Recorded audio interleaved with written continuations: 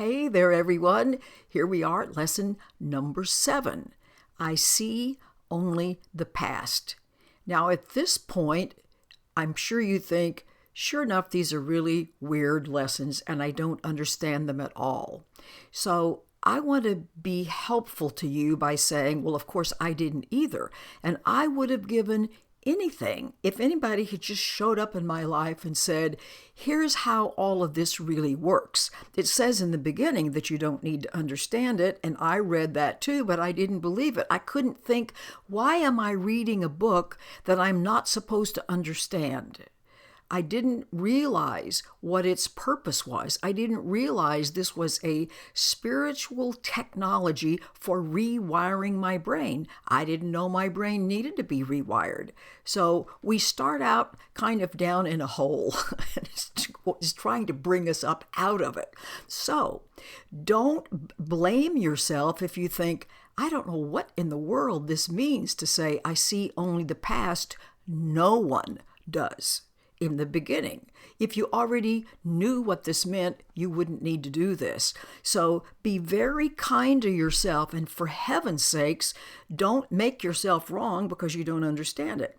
It's like lesson 1 of learning Russian. For those of us who are English speaking, you don't learn the very complicated Russian language in 1 or 2 days. It takes practice, practice, practice.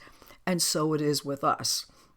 Now it says, this is really hard to believe at first, and we go, yes, indeed, it certainly is.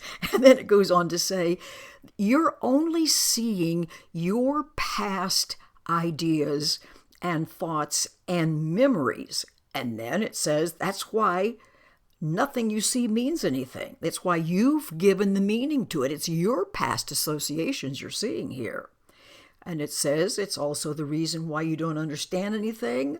Your thoughts don't mean anything. You're never upset for the reason you think. And you're upset because you see something that's not there. Well, the what's not there that we're seeing are our past associations. And then it gives us this really brilliant example where it says, look at a cup. And it says, do you actually see this cup as it is now? Or are you remembering about it? For instance, if you were doing other than remembering, if you were seeing this for the very first time, would you know what it's for? Like if you had never, ever seen a cup before, like it was just some weird artifact in a museum.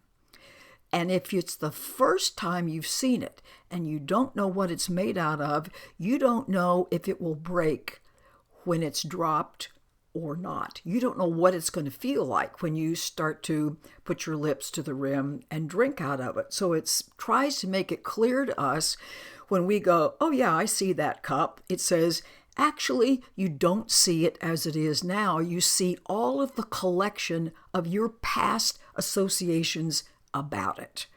So it says now, what you need to do is our same very lightweight practice times. 3 or 4 times a day, 1 or 2 minutes each, and it asks you to glance around wherever you are, whether you're at home, outside, at work, in the car. Just glance around you and say to yourself, because it's the saying of these sentences with as much attention as you can, that's doing the work here. So it says, look around and say, I see only the past in that dandelion, or that weed, or I see only the past in this TV set. I see only the past in this shopping center. Or I see only the past in this foot, and so on and so forth. And it says, just kind of glance lightly around you as if you're getting the kind of the overview of the place you're in, because the whole idea is everything you see is the past, your past associations with it. And then it goes on to say, don't make the mistake of thinking that some things are more important than others. For the purpose of this, since everything you see is really covered by your past memories and thoughts and associations, that goes for a body as well as a pencil. something that you would consider important or unimportant, are all the same for this. So it says don't linger on one any more than another, because this is to pay attention. See, attention is everything in rewiring your brain. So you're trying to introduce these ideas that you can really grab hold of. Okay, all of the forms that make up my world that I'm looking at right now are all an amalgamation of my past associations. And therefore, they don't mean anything, because if I'm looking only at the past, I don't see what's here right now. And boy, do I know how hard that is to get, but just do what it says. And sometimes you get a little bit stubborn and say, you know what, this is so dumb, I'm not going to do it. Well, imagine this situation. This just occurred to me a little while ago.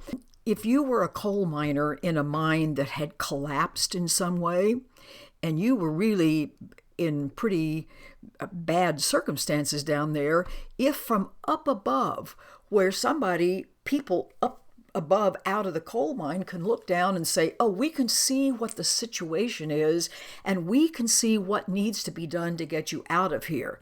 And then, now of course I know nothing about coal mines, so I'm making this up, but let's say they call down there and they say, if you move over to the left 50 feet, we'll be able to do what we need to do.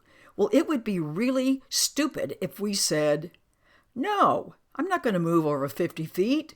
Why should I move over 50 feet? That doesn't make any sense to me, and so I'm not going to do it. And you think, that's not smart. If somebody who can see the bigger picture than you can and says you can be safe if you move over 50 feet, and you say, nope, I'm not going to do that because I don't understand why, then a really bad idea, and you'll just have to deal with the consequences. So see this as something that's much larger than our intellects, is able to take us by the hand and say, I know how to clear out stuff in your mind that's in the way. So let me lead you. The fact that you don't know where I'm leading you is beside the point, because and at this point we're talking about the grand presence of love, which is the truth of us, is saying, I know where I'm leading you, just trust that I know what I'm doing. So I would advise you, trust that this material